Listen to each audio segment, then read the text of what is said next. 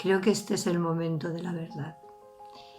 El mundo nos ha puesto en jaque y ya no hay excusas, solo hay preguntas.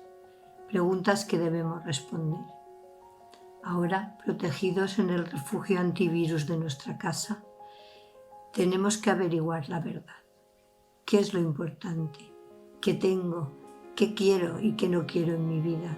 ¿Y a quién quiero? ¿Quiénes se juegan la vida y su puesto y sufren por los demás? ¿Quiénes son veneno y meten veneno a través de las redes, a través de los medios de comunicación, convertidos ahora en nuestro único contacto con lo que sucede fuera del refugio? La verdad está llamando a cada conciencia y hay que responder y no olvidar. Me siento privilegiada, protegida en mi casa, pero me duele el dolor de tantas personas. Me duelen las miles y miles de desoladas despedidas.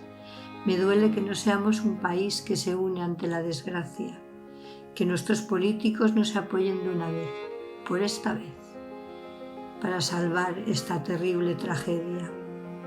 Me duele esta nación rota. Me duele que muchos aplasten de un manotazo a su Pepito Grillo para no escuchar. Pero la verdad está ahí y siempre sale a la luz. La historia bien lo sabe. Cuando salga de este encierro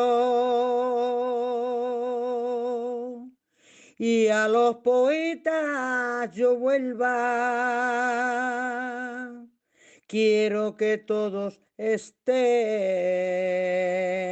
para formar una juerga.